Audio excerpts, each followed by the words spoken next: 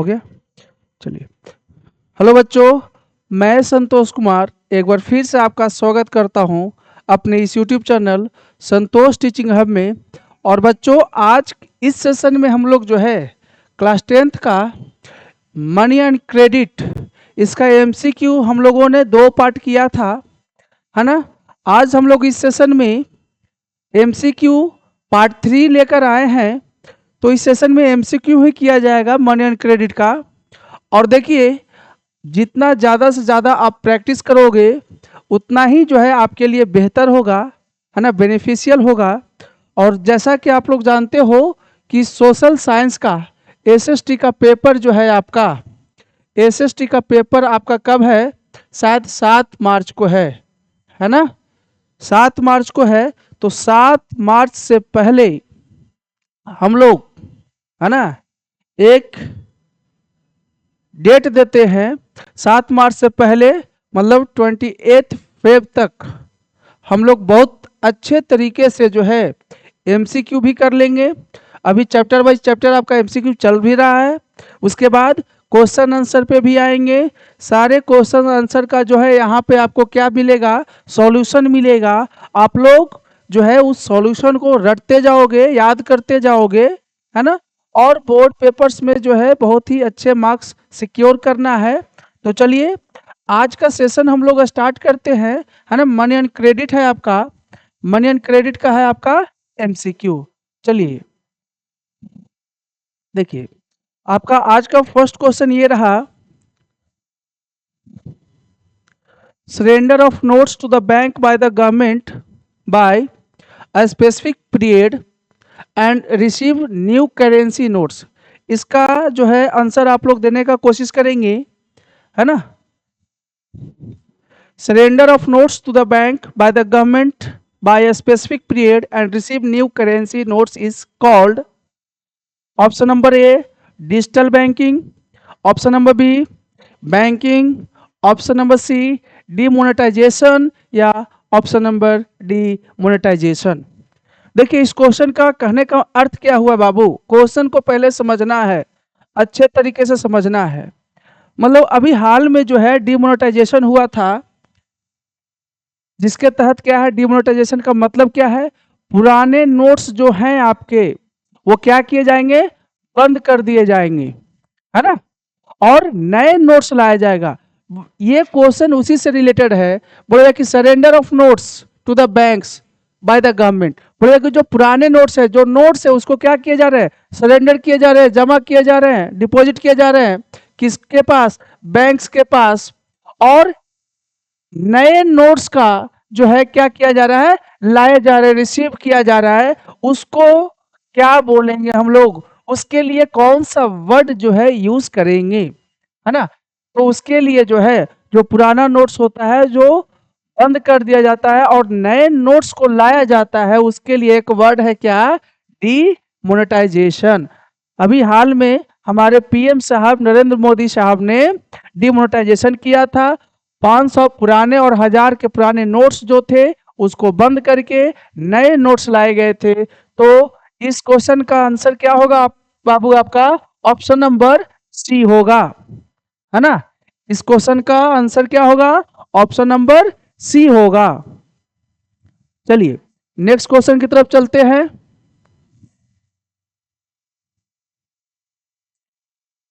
आपका अगला क्वेश्चन है,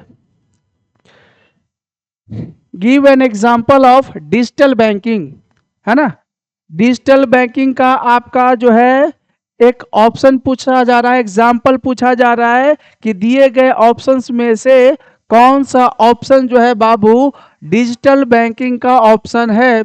option number A cheque, option number B demand draft, option number C deposit form, option number D ATM card, है ना। इसका answer आप लोग देने का कोशिश करोगे। तो देखिए, डिजिटल बैंकिंग का कौन सा ऑप्शन जो दिया हुआ है उसमें से कौन सा ऑप्शन जो है डिजिटल बैंकिंग का एग्जाम्पल है? तो वो होगा बापू आपका एटीएम कार्ड, है ना। एटीएम कार्ड जो है आपका डिजिटल बैंकिंग का क्या है? एक एग्जाम्पल है ना। तो चलिए अब नेक्स्ट क्वेश्चन की तरफ हम लोग चलते हैं।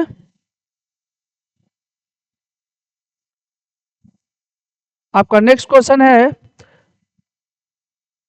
What is the double coincidence of wants, है ना। हम लोगों ने दोनों वीडियो में ये शायद क्वेश्चन मिलता होगा या मिला होगा, है ना, और इस वीडियो में भी दिया गया है ना। What is the double coincidence of wants. Double coincidence of wants जो है क्या है भाई। Option number A, both parties have to agree to sell and buy each others commodities. Option number B, exchanging commodity for the commodity. Option number C, credit on commodity. Option number D, loan on commodity till sold further. इसका answer आप लोग देने का कोशिश करोगे। देखिए double coincidence of wants क्या है बाबू, कि एक प्रोडक्ट जो है, एक व्यक्ति जो है एक प्रोडक्ट को क्या करेगा, बेचेगा, और उसी प्रोडक्ट को जो है दूसरा व्यक्ति क्या करेगा, खरीदेगा, है ना।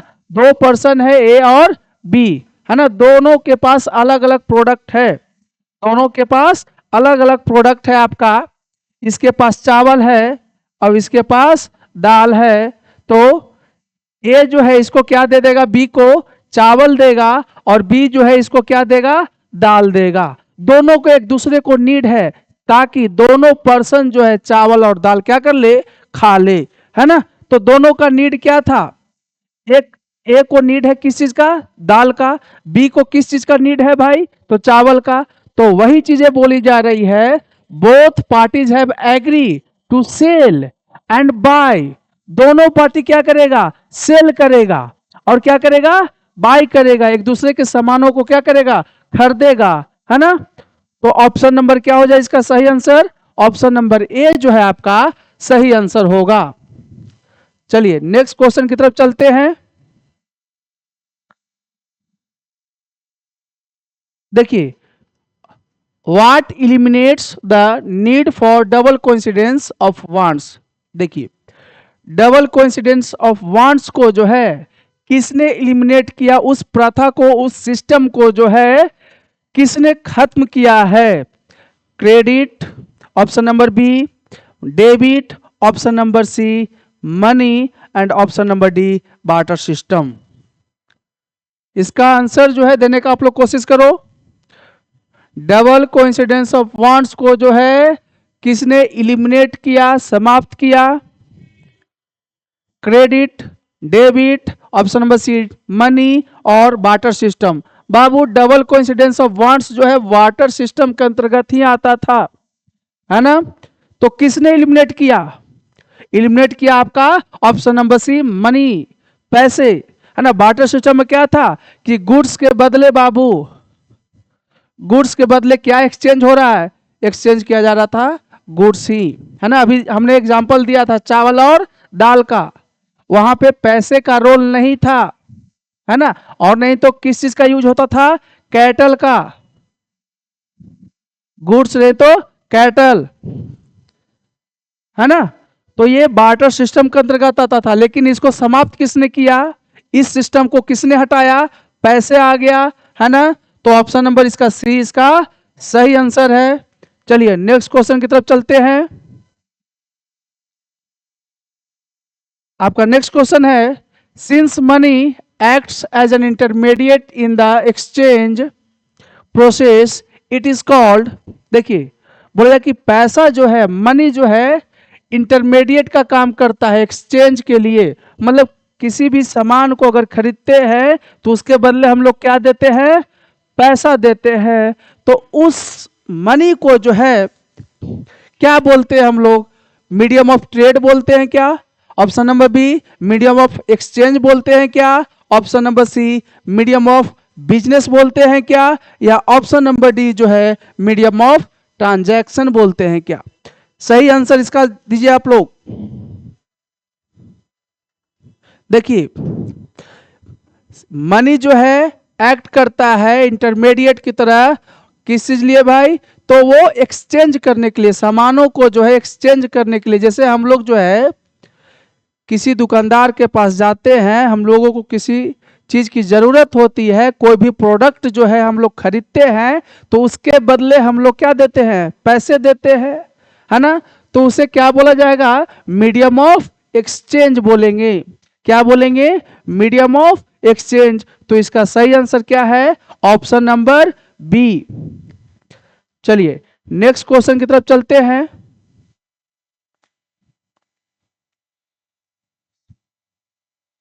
देखिए बोला जा रहा है what were the earliest form, इस वर्ड को जो है समझिएगा, what were the earliest form of objects used as money in India, है ना।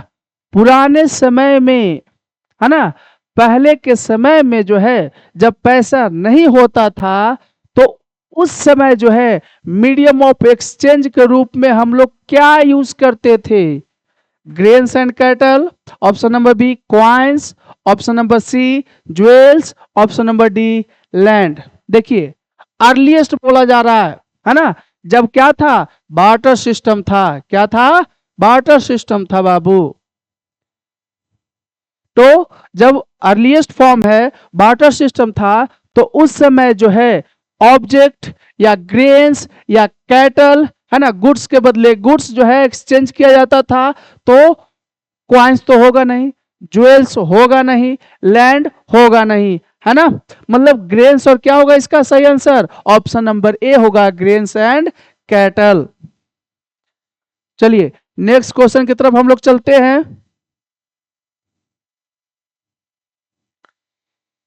What came after grains and cattle as a medium of exchange in India. देखिए हम लोगों ने पिछला क्वेश्चन किया कि अर्लीस्ट फॉर्म कौन सा था एक्सचेंज का, तो वो था आपका ग्रेन्स एंड कैटल। तो सबसे पहले यूज किया गया, है ना, मीडियम ऑफ एक्सचेंज के रूप में कैटल को और ग्रेन्स को यूज किया गया। अब ग्रेन्स के बाद जो है क्या यूज किया जाने लगा, है ना, ग्रेन्स के बाद जो है मीडियम ऑफ एक्सचेंज के रूप में हम लोगों ने क्या यूज किया था, करेंसी नोट्स को यूज किया था, या मेटालिक क्वाइंस को यूज किया था जिसमें गोल्ड सिल्वर और कॉपर है, या बार्टर सिस्टम को यूज किया था, या value for land, option number D. चलिए बताइए इसका सही आंसर क्या होगा बाबू,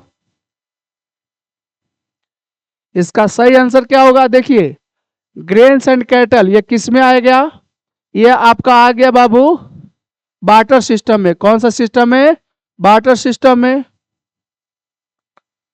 है ना, ये बार्टर सिस्टम में आ गया। अब बोला जा रहा है कि बार्टर सिस्टम में जो है ग्रेन्स और कैटल के बाद जो है क्या यूज करने लगे हम लोग, तो मेटालिक क्वाइंस यूज किए थे, है ना। ग्रेन्स एंड कैटल के बाद जो है हम लोग मेटालिक क्वाइंस यूज करने लगे। अब मेटालिक क्वाइंस में गोल्ड क्वाइंस था, सिल्वर क्वाइंस था और कॉपर का क्वाइंस था। तो इसका सही आंसर क्या होगा, ऑप्शन नंबर बी होगा बाबू। चलिए नेक्स्ट क्वेश्चन की तरफ चलते हैं।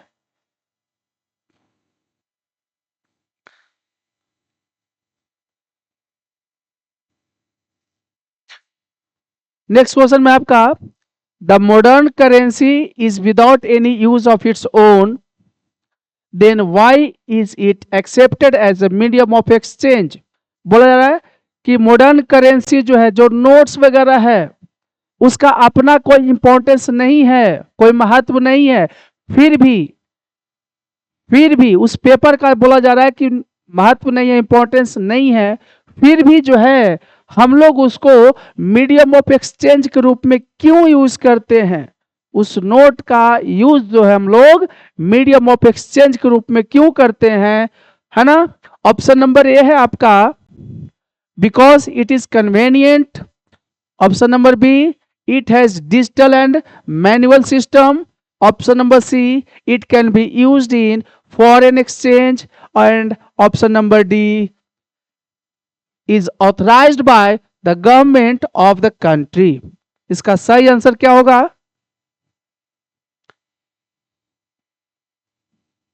है ना। देखिए बोला जा रहा है कि जो करेंसी नोट्स हम लोग यूज करते हैं तो वो उसको मीडियम ऑफ एक्सचेंज के रूप में क्यों यूज कर रहे हैं, उसको मीडियम ऑफ एक्सचेंज के रूप में इसलिए यूज कर रहे हैं क्योंकि उस करेंसी नोट्स को जो है किसके द्वारा ऑथराइज किया गया है, गवर्नमेंट ऑफ द कंट्री, मतलब गवर्नमेंट ऑफ इंडिया के द्वारा जो है ऑथराइज किया गया है ना। तो इसका सही आंसर क्या होगा, ऑप्शन नंबर डी होगा बाबू।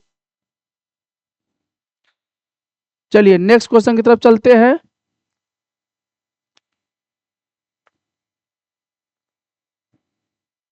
Which is an important form? Which is an important form in which people hold money? बोला जा रहा है कि कौन सा एक महत्वपूर्ण फॉर्म है, इंपॉर्टेंट फॉर्म है जिसके तहत जो है लोग पैसे को क्या करते हैं, रखते हैं। ऑप्शन नंबर है ए में आपका moneylenders, option number B bank deposits, option number C post office deposits, option number D mutual funds. एक ऐसा इंपॉर्टेंट फॉर्म जिसके तहत जिसमें लोग जो है पैसे को रखते हैं या जमा करते हैं, तो क्या कहलाता है, उसके लिए एक वर्ड यूज होता है बैंक डिपॉजिट। बाबू हम लोग जो है बैंक्स में जो है क्या करते हैं, पैसे को, मनी को डिपॉजिट ही करते हैं ना। डिपॉजिट कहने का मतलब है कि हमारा पैसा वहां क्या है, सुरक्षित है ना, सेफ है। तो इसका सही आंसर क्या होगा, ऑप्शन नंबर बी होगा बाबू। चलिए नेक्स्ट क्वेश्चन की तरफ चलते हैं। इसका आंसर देने की कोशिश करेंगे आप लोग। People also have the provision to withdraw the money, and when they require the deposit in the bank accounts to be withdrawn, what are these deposits called?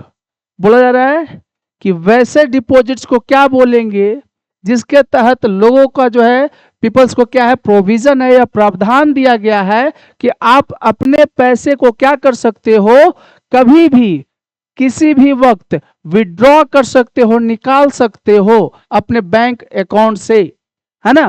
तो उस डिपॉजिट को क्या बोलते हैं, ऑप्शन नंबर ए है आपका fixed deposit, option number B savings, option number C जो है आपका demand deposits, option number D demand drafts, है ना। मतलब वैसे डिपॉजिट्स जिसके तहत लोगों को यह प्रावधान है कि कभी भी अपने पैसे को जब उनको जरूरत पड़ती है, वेन एवर दे रिक्वायर्ड, जब भी उनको जरूरत पड़ती है तो अपने डिपॉजिट्स को वो निकाल सकते हैं, विड्रॉ कर सकते हैं बैंक अकाउंट से। तो वैसे डिपॉजिट को हम लोग क्या बोलते हैं, तो इसके लिए ऑप्शन दिया गया है। इसका सही आंसर क्या होगा, ऑप्शन नंबर सी। उसके लिए एक वर्ड यूज होता है डिमांड डिपॉजिट, उसे हम लोग बोलते हैं, क्या बोलते हैं, डिमांड डिपॉजिट बोलते हैं। चलिए नेक्स्ट क्वेश्चन की तरफ बढ़ते हैं। आपका नेक्स्ट क्वेश्चन ये रहा, a dash is a paper instructing the bank to pay a specific amount from the person's account to the persons in whose name it has been issued। इसका answer देने का कोशिश करेंगे आप लोग।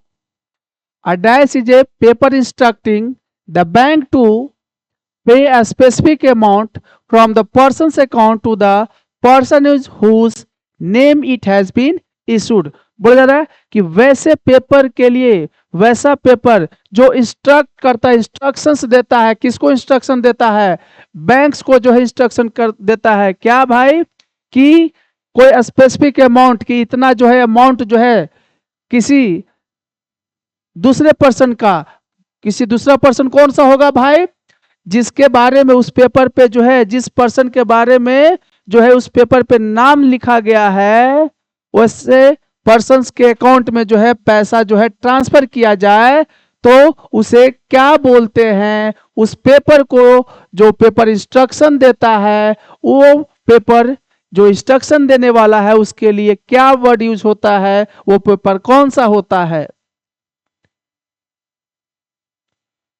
ना। Deposit slip, withdrawn slip, ATM facility या check. देखिए डिपॉजिट स्लिप का भी ये जो है इंस्ट्रक्शन देता है कि दूसरे पर्सन के अकाउंट में जो है हम पैसा जो है ट्रांसफर करने के लिए बोल रहे हैं, दूसरा पर्सन डिपॉजिट स्लिप जो होगा वो हमारे अकाउंट में जमा करेगा ना बाबू। तो ऑप्शन नंबर ए तो गलत ही हो गया। विड्रॉवल मतलब कि हम खुद जाकर उसमें पैसा निकाल सकते हैं, विड्रॉ कर सकते हैं। ये तो नहीं बोलेगा कि दूसरे पर्सन के अकाउंट में जो है पैसा ट्रांसफर कर दो। एटीएम फैसिलिटी है ना, वो पेपर है, पेपर इंस्ट्रक्शन है, वो बिल्कुल नहीं, ये तो बिल्कुल ही गलत हो गया। चेक जो होता है ना, चेक जो इशू किया जाता है उस चेक पे जो है अदर पर्सन्स का नाम होता है, उसमें अमाउंट फिल हो जो है अमाउंट रहता है, उस पे जो है नेमिंग रहेगा, अकाउंट नंबर रहेगा, उसी अकाउंट में जो है वो पेपर जो है चेक जो है इंस्ट्रक्शन देगा बैंक को कि इतना अमाउंट जो है उसके अकाउंट में जो है क्या कर दिया जाए, ट्रांसफर कर दिया जाए। तो इसका सही आंसर क्या होगा, ऑप्शन नंबर डी होगा बाबू। चलिए नेक्स्ट क्वेश्चन आपके लिए ये रहा, the facility of cheque against demand deposits makes it possible to directly settle payments without the use of, है ना। इसका आंसर आप लोग देने का कोशिश करोगे। The facility of cheque against demand deposit makes it possible to directly settle payment without the use of. बोल जाए कि जो चेक्स का जो फैसिलिटी है ना, जो चेक का फैसिलिटी है वो डिमांड डिपॉजिट के अगेंस्ट में ये पॉसिबल करता है, ये डिमांड डिपॉजिट के अगेंस्ट में क्या करता है, वो डायरेक्टली जो है पेमेंट को क्या कर देता है, सेटल कर देता है। चेक्स जो है, चेक क्या करता है, चेक के माध्यम से अगर किसी को आप पेमेंट दे रहे हैं तो चेक में क्या है कि आपके अकाउंट में, अभी जस्ट बताया चेक वाले क्वेश्चन में कि चेक जो है किसी दूसरे पर्सन के अकाउंट में डायरेक्टली पैसा ट्रांसफर करने को क्या देता है, इंस्ट्रक्शन देता है विदाउट द यूज ऑफ, है ना। क्या उसमें कैश का यूज होगा बाबू, ऑप्शन नंबर बी देखिए तो कैश का उसमें यूज होगा, कैश का यूज नहीं होगा।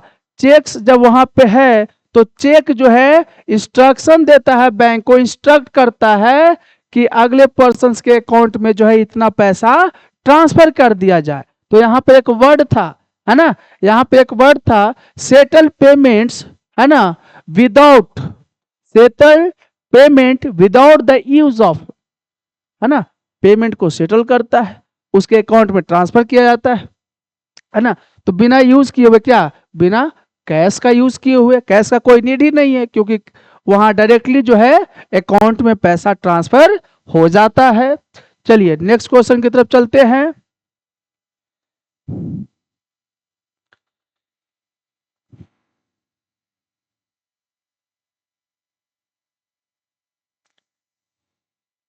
नेक्स्ट क्वेश्चन ये रहा आपके सामने, है ना। इसका आप लोग आंसर देने की कोशिश करोगे कि क्या आंसर होगा इसका बाबू। बोला जा रहा है मिस्टर सलीम या Mohammad Salim wants to withdraw ₹20,000। बोला जा कि सलीम जो है विड्रॉ करना चाहता है, क्या करना चाहता है, विड्रॉ करना चाहता है, बैंक अकाउंट से जो है अपना अकाउंट से क्या करना चाहता है, विड्रॉ करना चाहता है, पैसा निकालना चाहता है। कितना, 20,000 रुपया जो है विड्रॉ करना चाहता है कैश में के रूप में, है ना। वो बैंक जाता है, बैंक जाकर जो है क्या करता है, पैसा निकाल लेता है, कैश लेता है। फॉर मेकिंग पेमेंट्स, है ना, सलीम को जो है पेमेंट करना होता है, इसलिए बैंक जाकर वो पैसे को निकाल लेता है और किसे देता है, प्रेम के पास वो चला जाता है, प्रेम को दे देता है पैसा। सलीम बैंक अकाउंट में बैंक में जाता है, विड्रॉ करता है 20,000 और जो है वो कैश के रूप में प्रेम को दे देता है। कितना, 20,000 दे दिया। प्रेम रिसीव्स द मनी, प्रेम जो है क्या करता है, पैसे को रिसीव करता है, उसको पैसा मिल जाता है। He deposits it in his own account. जब प्रेम को पैसा मिलता है बाबू तो प्रेम क्या करता है, अपने अकाउंट में जो है वो पैसे को डिपॉजिट कर लेता है ना। व्हाट इज द रिजल्ट, इसका रिजल्ट क्या होगा, आपका आपसे रिजल्ट पूछा जा रहा है। सलीम है, पैसा निकाला, प्रेम को दिया, प्रेम ने अपने अकाउंट में पैसा क्या किया, डाल दिया, तो रिजल्ट क्या होगा, सलीम के अकाउंट में जो है पैसा क्या हो जाएगा, घट जाएगा, प्रेम के अकाउंट में जो है पैसा क्या होगा, बढ़ जाएगा। ऑप्शन नंबर ए देखते हैं। Salim's balance in his bank account increases, Salim का बैलेंस कभी इंक्रीज करेगा जी, 20,000 रुपया निकालेगा तो बाबू, है ना, मेरे लड्डू गोपाल, बताइए आप लोग कि सलीम का बैलेंस जो है कभी जो है इंक्रीज होगा, नहीं होगा, डिक्रीज ना होगा, पैसा निकालिएगा तो वो कम ना हो जाएगा। तो ऑप्शन नंबर ये आगे पढ़ने की जरूरत नहीं है, काट देंगे इसको, है ना। ऑप्शन नंबर बी देखते हैं बाबू, Salim's balance in his bank account decreases, हाँ ये डिक्रीजेज दिया हुआ है ना, यहाँ पे डिक्रीजेज दिया हुआ है, एंड प्रेम्स बैलेंस इंक्रीजेज, हाँ यही तो है, यही सही है ना। चलिए ऑप्शन नंबर आगे जो है सी और डी भी देख लेते हैं। Salim's balance in his bank account increases, Salim का बैलेंस फिर बोल रहा है कि इंक्रीज होगा, इंक्रीज नहीं होगा, गलत है। डी में है नन ऑफ द अबव, ये तो बिल्कुल ही गलत हो गया, तो इसका क्या हो जाएगा, ऑप्शन नंबर बी इसका सही आंसर है बाबू, है ना। लड्डू गोपाल, इसका आंसर क्या होगा, ऑप्शन नंबर बी होगा। चलिए नेक्स्ट क्वेश्चन की तरफ हम लोग चलते हैं।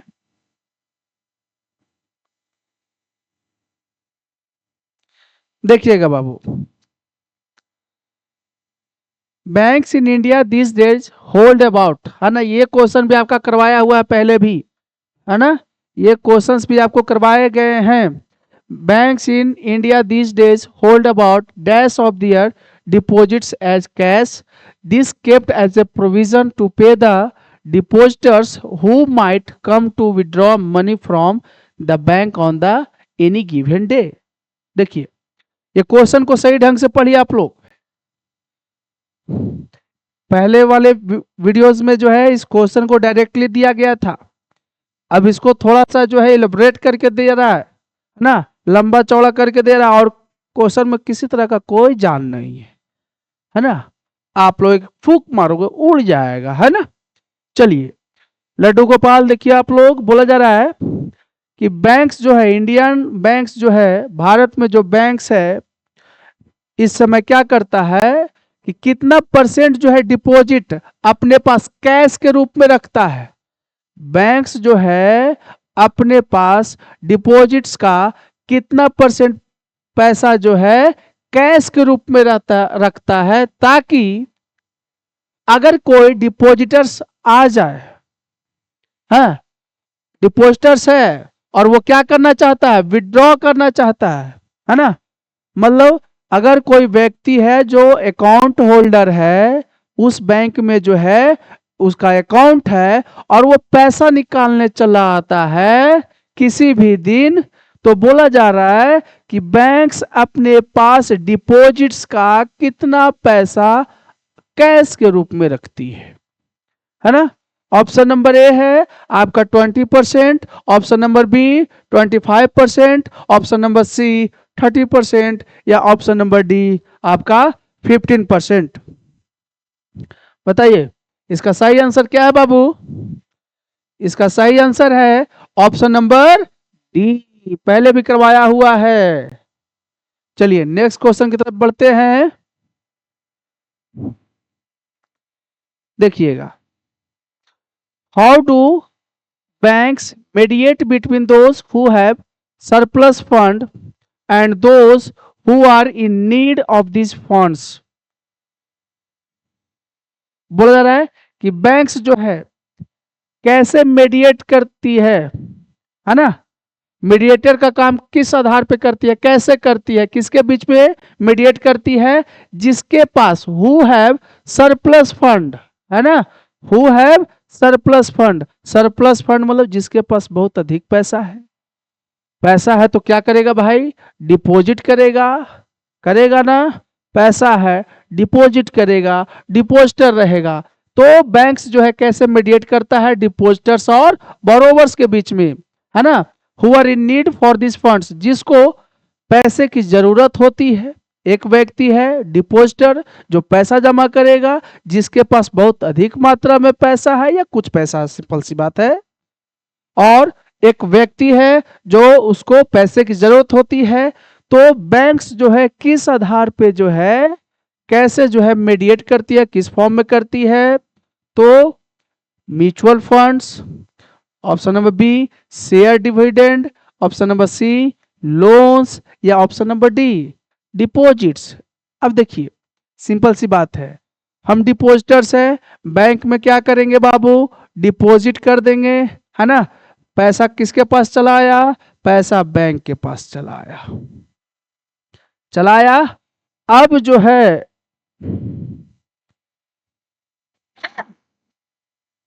जो है यहां पे बरोबर होगा, समझिएगा। डिपॉजिटर है, डिपॉजिटर ने अपना जो है पैसा क्या कर दिया, डिपॉजिट कर दिया। किसको कर दिया, बैंक्स को कर दिया। अब पैसा किसके पास आ गया, बैंक्स के पास आ गया। अब वो बैंक जो है उस पैसे का क्या करेगी, बोरोवर आएगा, बोरोवर आएगा क्या करेगा, लोन लेगा। क्या लेगा, लोन लेगा। तो कैसे मीडिएट किया इसने, क्रेडिट के रूप में। किस रूप में, क्रेडिट के रूप में, क्रेडिट के रूप में क्या किया, मीडिएट किया ये। तो देखिए, तो ये समझाने से आपको क्या समझ में आया है, ऑप्शन नंबर क्या होगा इसमें। यहां पे क्रेडिट मैंने बोला, वहां पे देखिए क्या दिया हुआ है, क्रेडिट तो है ही नहीं बाबू, है नहीं है। तो बाबू लड्डू गोपाल लोन तो है, क्या है, लोन है। तो इसका सही आंसर क्या हो जाएगा, ऑप्शन नंबर सी हो जाएगा बाबू। चलिए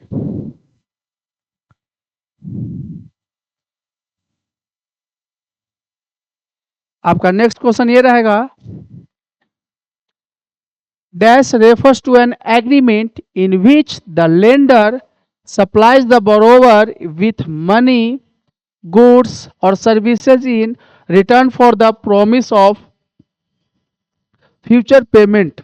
बोला जा रहा है कि dash refers to an agreement, एक ऐसा एग्रीमेंट जिसके तहत लेंडर जो है क्या सप्लाई करता है, बोरोवर्स को मनी, गुड्स या सर्विस जो है सप्लाई करता है। उसके बदले में वो क्या प्रॉमिस लेता है कि फ्यूचर में जो है वो क्या करेगा, पेमेंट करेगा।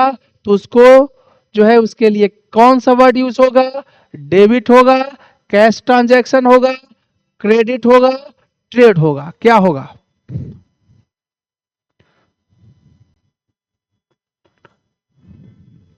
है ना, देखिए ये क्वेश्चन भी पहले करवाया गया है बाबू, है ना।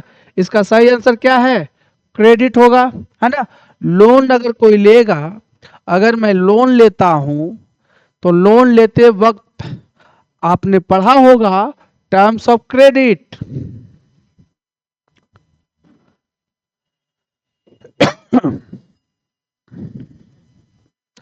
आपने पढ़ा होगा बाबू टर्म्स ऑफ क्रेडिट, है ना, टर्म्स ऑफ क्रेडिट, है ना।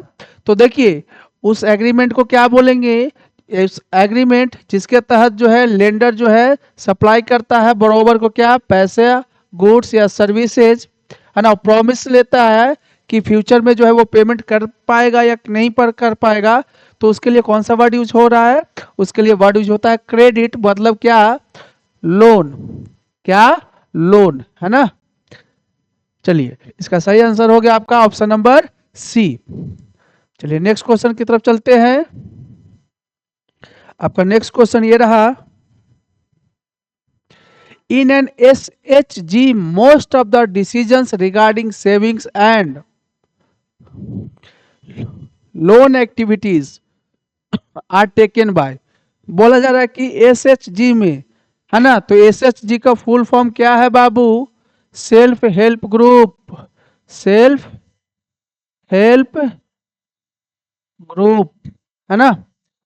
SHG का फुल फॉर्म है सेल्फ हेल्प ग्रुप। बोला जा रहा है कि SHG में अधिकांश या अधिकतर जो डिसीजन लिया जाता है किसके रिगार्डिंग, सेविंग के रिगार्डिंग या लोन एक्टिविटीज के रिगार्डिंग, वो डिसीजन किसके द्वारा लिया जाता है? Option number A bank, option number B members, option number C है बाबू आपका नॉन गवर्नमेंट ऑर्गेनाइजेशन, या option number D none of the Babu.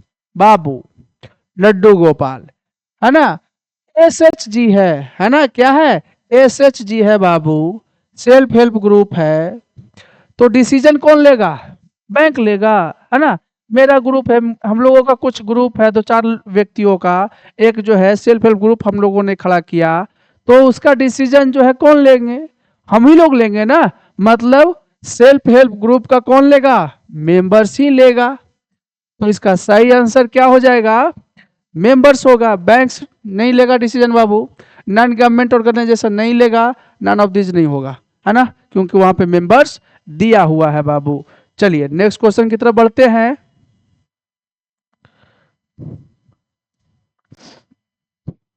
Next question ये रहा, इन रूरल एरियाज, है ना, इन rural areas the main demand for credit. ये question देखिए, क्वेश्चन बहुत ही अच्छा क्वेश्चन है और आपको कंफ्यूज करने वाला क्वेश्चन है बाबू, समझना बात को। ये आपको कंफ्यूज करने के लिए जो ऑप्शन दिया गया है, कंफ्यूज हो सकते हो आप लोग, तो देखना ये क्वेश्चन बहुत ही अच्छा क्वेश्चन है। इन rural areas the main demand for credit is for dash. बोला जा रहा है कि ग्रामीण इलाकों में, है ना, रूरल एरियाज में जो है क्रेडिट जो लिया जाता है वो किस लिए लिया जाता है, उसका मेन डिमांड क्या है? लोन लोग जो है ग्रामीण इलाकों में किस लिए लेते हैं? ऑप्शन नंबर ए इंडस्ट्री, है ना, option number B crop production, option number C irrigation, या ऑप्शन नंबर डी कल्टीवेशन। तो बच्चों लड्डू गोपाल, है ना, देखिएगा बहुत लोग ऐसे होंगे कि कल्टीवेशन में टिक कर देंगे, कर सकते हैं, है ना। बहुत लोग ऐसे होंगे इरिगेशन में टिक कर देंगे, है ना। जो ज्यादा समझदार होंगे वो तो बिल्कुल नहीं करेंगे, लेकिन कुछ ज्यादा ही समझदार हो जाएंगे तो वो इंडस्ट्री में मार देंगे, ठीक है। लेकिन ज्यादातर बच्चे इरिगेशन, कल्टीवेशन और क्रॉप प्रोडक्शन में जो है कंफ्यूज कर सकते हैं, समझिएगा। कल्टीवेशन और इरिगेशन ये दोनों पार्ट जो है बाबू समझना क्रॉप प्रोडक्शन में ही आ जाएगा। क्या? इरिगेशन और कल्टीवेशन, ये दोनों ऑप्शन जो है बाबू, ये दोनों ऑप्शन जो है बाबू, ये किसके अंतर्गत आ जाएगा? क्रॉप प्रोडक्शन के अंतर्गत आ जाएगा। तो ऑप्शन नंबर सी नहीं मारना है ना, ऑप्शन नंबर डी भी नहीं मारना है ना। कौन सा ऑप्शन मारोगे? ऑप्शन नंबर बी मारोगे, क्रॉप प्रोडक्शन मारोगे आप लोग, है ना। इंडस्ट्री तो भाई ज्यादा तेज अगर रहोगे, है ना, जल्दीबाजी में रहोगे तो चलो भाई इंडस्ट्री, हाँ इंडस्ट्री खड़ा कर देंगे। ग्रामीण लोग, है ना, कोई पर्सन है वो लोन ले रहा है ना, तो लोन लेने के बाद जो है कोई बहुत बड़ा जो है वो बिजनेसमैन नहीं है, इंडस्ट्री नहीं होगा, ये तो क्लियर रहना, है ना।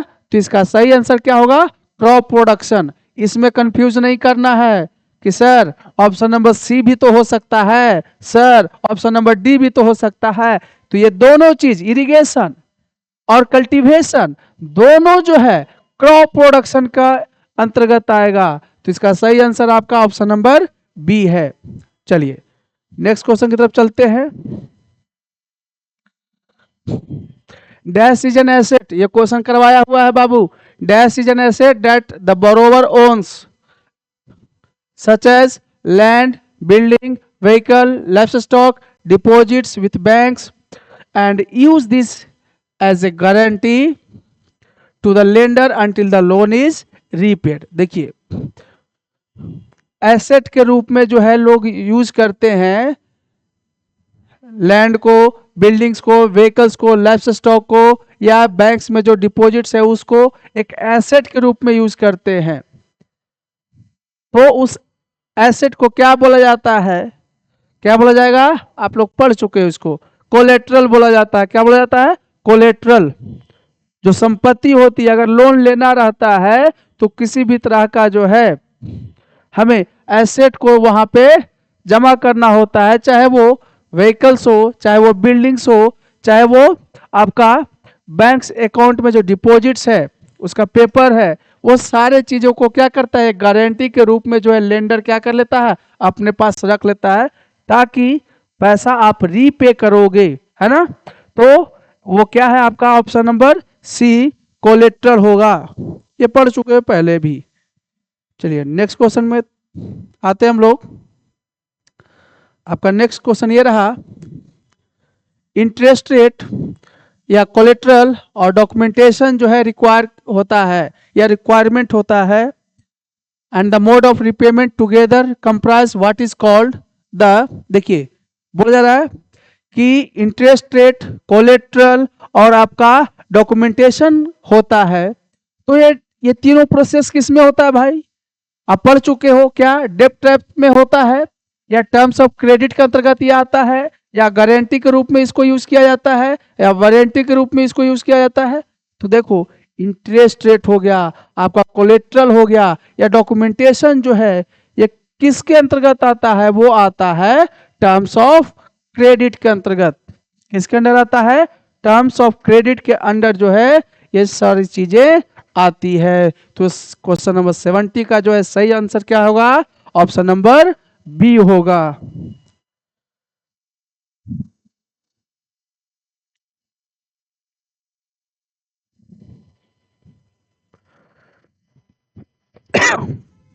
देखिए, which organisation arrange formal sector loan, बोला जाए कि कौन सा ऑर्गेनाइजेशन जो है फॉर्मल सेक्टर में जो है लोन अरेंज करती है, लोन देती है। कौन सा सेक्टर में, फॉर्मल सेक्टर में बाबू। कौन सा जो है ऑर्गेनाइजेशन जो है फॉर्मल सेक्टर में लोन प्रोवाइड करती है, लोन देती है। Option number A banks, option number B cooperatives, option number C money lenders, या option number D A and B. बताइएगा आप लोग। फॉर्मल सेक्टर है बाबू, फॉर्मल सेक्टर में आएगा आपका बैंक्स और क्या, बैंक्स एंड कोऑपरेटिव्स, है ना। बैंक्स एंड कोऑपरेटिव्स जो है आपका किस में आएगा, फॉर्मल सेक्टर में आएगा। आपका ऑप्शन नंबर सी देखिए क्या दिया हुआ है, मनी लेंडर, ये किस में आएगा, इनफॉर्मल में आएगा। किस में आएगा, इनफॉर्मल में आएगा, है ना। तो ऑप्शन नंबर सी तो होगा नहीं, तो फॉर्मल सेक्टर बोला जा रहा है, तो बैंक्स भी होगा और कोऑपरेटिव से भी होगा। तो इसका सही आंसर क्या है बाबू, ऑप्शन नंबर डी होगा। इसका सही आंसर क्या है, ऑप्शन नंबर डी है Laddu Gopal.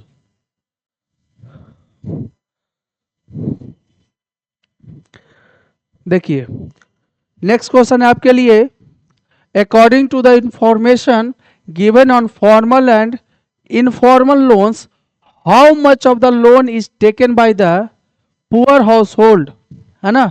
How much loan is taken by the poor household from informal sector. देखना कि जो इंफॉर्मेशन, जो आपके बुक में इंफॉर्मेशन दी गई थी, उस इंफॉर्मेशन के तहत जो है आप लोग को बताना है कि कितने परसेंट लोग जो है इनफॉर्मल सोर्स से, कैसे लोग, पुअर हाउस होल्ड, जो गरीब परिवार से लोग आते हैं, है ना। तो गरीब परिवार से आने वाले लोग ऐसे कितने परसेंट लोग हैं जो इनफॉर्मल सेक्टर से लोन लेता है। इनफॉर्मल, इनफॉर्मल हमने बताया, इनफॉर्मल का मतलब क्या है, इनफॉर्मल मतलब मनी लेंडर्स। इनफॉर्मल का मतलब क्या हुआ, ट्रेडर्स हुआ। और इनफॉर्मर्स का मतलब क्या हुआ, शॉप्स ऑनर्स हुआ,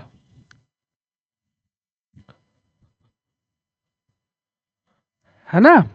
मनी लेंडर हो गया, ट्रेडर्स हो गया, शॉप्स ऑनर हो गया।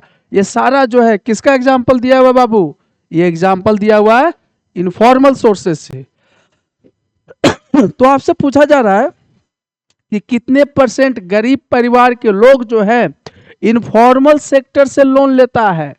तो कितना परसेंट है बताइए। Option number A 60%, option number B 75%, option number C 85%, option number D 70%। जल्दी से आप लोग रिप्लाई करोगे।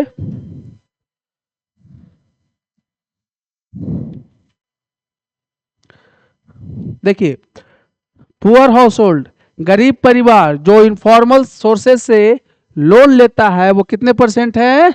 ऐसे 85% लोग हैं। तो इसका सही आंसर क्या होगा Laddu Gopal? Option number C होगा।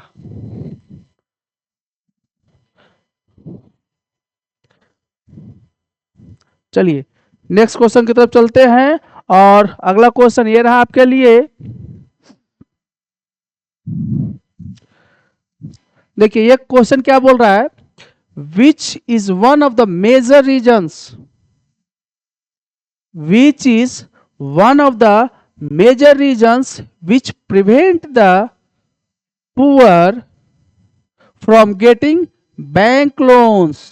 देखिएगा बोला जा रहा है कि दिए गए ऑप्शंस में कौन सा ऑप्शन जो है एक मेजर रीजन है जिसके तहत, या मेजर रीजन आपसे पूछा जा रहा है कि गरीब परिवारों को जो है बैंक से लोन लेने में क्यों परेशानी होती है। गरीब परिवार जो है, पुअर हाउस होल्ड्स जो है, वो बैंक से लोन जो है क्यों नहीं ले पाते हैं, वो रीजन पूछा जा रहा है, मेजर रीजन है ना। ऑप्शन के हिसाब से देखते हैं, इलिटरेसी है ना, lack of availability of banks in rural areas, option number C absence of collateral, या option number D shy to approach formal organisation. जल्दी से आप लोग जवाब दोगे। क्या इलिटरेसी ये मेजर रीजन है कि अनपढ़ है कोई, इसके लिए इसके कारण जो है बैंक से लोन नहीं मिल पा रहा है, अनपढ़ होने के कारण, या option number B lack of availability of banks in the rural areas, वो पुअर हाउस होल्ड गरीब परिवार इसलिए लोन नहीं ले पा रहा है क्योंकि रूरल एरियाज में, ग्रामीण इलाकों में बैंकों की कमी है इसलिए लोन नहीं मिल पा रहा है। ऑप्शन नंबर सी क्या उसके पास कोलेट्रल नहीं है ना, किसी भी तरह का जो है प्रॉपर्टी नहीं है, या shy to approach formal organisation, क्या उनको शर्मिंदगी होती है या शर्म आती है कि फॉर्मल ऑर्गेनाइजेशन से वो लोन ले। इसका सही आंसर क्या होगा बाबू? गरीब परिवार है ना बाबू, यहाँ पे देख लेना लड्डू गोपाल, यहाँ पे पुअर फैमिलीज है या पुअर हाउस होल्ड है, तो पुअर हाउस होल्ड है बाबू, तो उनके पास कोलेट्रल नहीं होगा, उनके पास प्रॉपर्टी नहीं होगा, जिसके तहत टर्म्स ऑफ क्रेडिट जो है फुलफिल नहीं होगा, है ना। कोलेट्रल नहीं है, एसेट के रूप में वो किसी भी तरह का जो है डॉक्यूमेंटेशन नहीं करवा पाएगा, तो एब्सेंस ऑफ कोलेट्रल के कारण जो है वो मेजर रीजन है जिसके कारण जो है आपका गरीब परिवार जो है बैंक से लोन नहीं ले पाता है। तो इसका सही आंसर है मदन गोपाल, लड्डू गोपाल, आपका ऑप्शन नंबर सी। चलिए नेक्स्ट क्वेश्चन है,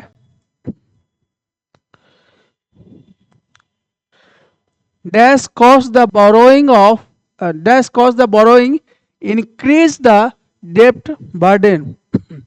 बोला जा रहा है कि किसके कारण जो है डेप्ट बर्डन है ना,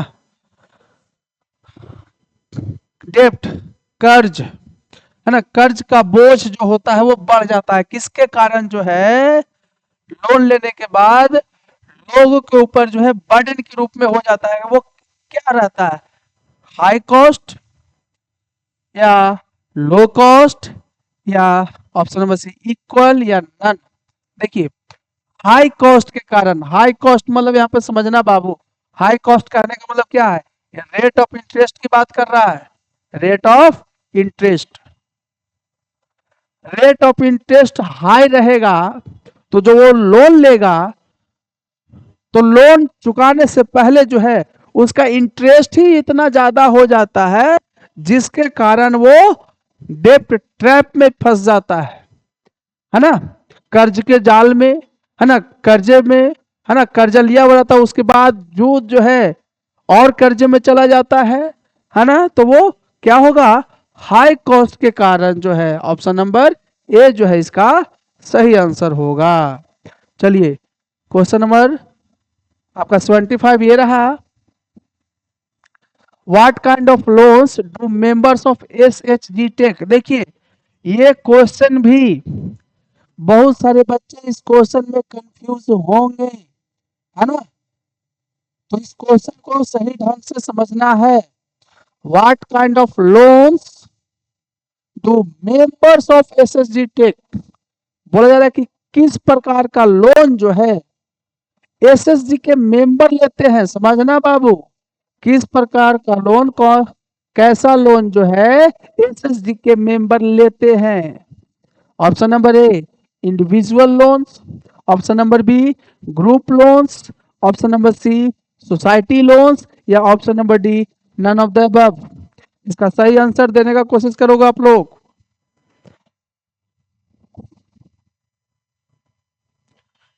देखिए लड्डू गोपाल, बोला जा रहा है एसएचजी, क्या बोला जा रहा है, एसएचजी, एसएचजी का मेंबर के बारे में बोला जा रहा है ना लड्डू गोपाल, एसएचजी बोला और एसएचजी का मेंबर की बात कर रहा है कि सेल्फ हेल्प ग्रुप का मेंबर जो है किस प्रकार का लोन लेगा, तो मेंबर है ना बाबू, अगर यहाँ पे मेंबर है, समझना बात को, यहाँ पे मेंबर है तो मेंबर उसका कैसा लोन लेगा बैंक से, इंडिविजुअल लोन लेगा। कैसा लोन लेगा, इंडिविजुअल लोन लेगा, जिसका सही आंसर होगा क्या, ऑप्शन नंबर ए। लेकिन इसी क्वेश्चन को थोड़ा सा ट्विस्ट कर दिया जाए, क्या कर दिया जाए, ट्विस्ट कर दिया जाए, तो लड्डू गोपाल ट्विस्ट ये हो गया कि चलिए ट्विस्ट कर देते हैं, यहाँ पे मेंबर नहीं होगा,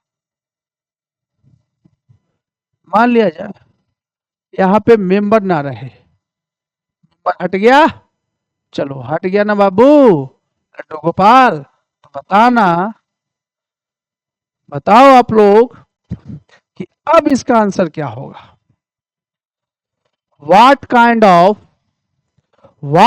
of loans do SHG take, member हमने हटा दिया, क्वेश्चन क्या हो गया, बदल गया बाबू, समझना बात को, अगर मेंबर है एसएचजी के मेंबर किस प्रकार का लोन लेंगे, तो वो तो इंडिविजुअल लोन है, लेकिन यहाँ पे बात कर रहा है कि किस प्रकार का लोन जो है सेल्फ हेल्प ग्रुप लेगा, पूरा ग्रुप ना है, सेल्फ हेल्प ग्रुप की बात किया, उसका मेंबर की बात नहीं करता है, तो सेल्फ हेल्प ग्रुप अगर बात करता है तो वो कैसा लोन लेगा, ग्रुप्स लोन लेगा, कैसा लेगा, ग्रुप लोन लेगा, तो इसका सही आंसर क्या हो जाएगा फिर, ऑप्शन नंबर बी। समझ में आया, चलिए देखिएगा,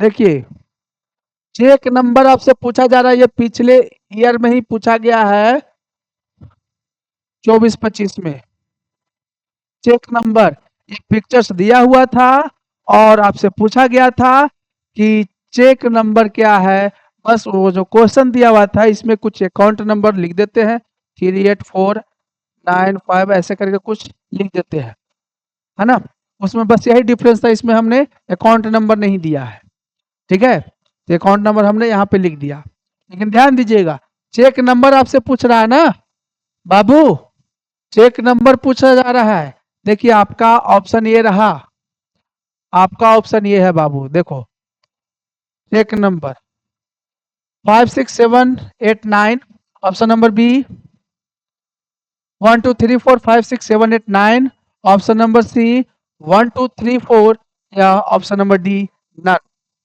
या ऑप्शन नंबर डी के जगह पे यहाँ पे क्या, अगर ये चेक नंबर हम दे देते है ना, तो ये ऑप्शन नंबर यहाँ पे दे देता ऑप्शन नंबर डी में, है ना, तो समझिएगा चेक नंबर की बात किया ना बाबू लड्डू गोपाल, तो मेरे लड्डू गोपाल चेक नंबर कौन सा होता है, ये जो फर्स्ट वाला नीचे जो है ना वो क्या है आपका चेक नंबर है, क्या है ये, फर्स्ट में जो ये वाला है आपका नीचे में आपका 56789 जो है आपका क्या है, ये आपका चेक नंबर है बाबू। और ये दोनों जो है आप अपने बुक्स में देखना, आप अपने बुक्स में देखोगे मनी एंड क्रेडिट वाले में चेक का एक पिक्चर्स दिया हुआ है बाबू। उसमें लिखा गया है कि ये क्या है, ये दोनों क्या रहता है, ये कोडिंग रहता है। क्या रहता है? कोडिंग या कोड यूज्ड बाय बैंक्स। ये कोड होता है जो बैंक्स के द्वारा क्या किया जाता है, यूज किया जाता है। चेक नंबर आपका ये रहा, फर्स्ट में ही जो है आपका वो क्या है, आपका चेक नंबर है ना? समझ में आया? चलिए चलिए, तो ये रहा आज का सेशन आपके लिए, और उम्मीद करते हैं कि आपको सेशन मजेदार लग रहा होगा। और इसी तरीके से हमारे चैनल पे आप लोग बने रहिए संतोष टीचिंग हब में, और ज़्यादा से ज़्यादा फ़ायदा उठाने की कोशिश करें, क्योंकि ये यूट्यूब पे जो है फ्री ऑफ कॉस्ट जो है आपको करवाया जा रहा है। और आगे जो है आने वाले दिनों में है आपके लिए क्वेश्चन आंसर भी करवाया जाएगा। Short, very short question answer भी रहेगा, शॉर्ट क्वेश्चन आंसर भी रहेगा, लॉन्ग क्वेश्चन आंसर भी रहेगा, और वो चैप्टर वाइज ही करवाया जाएगा, है ना? मतलब एसएसटी का, सोशल साइंस का पेपर होने से पहले आपको हर तरीके से सही ढंग से तैयार करवा दिया जाएगा, है ना? तब तक के लिए हमारे चैनल पे बने रहें। आज के लिए इतना ही। Good bye.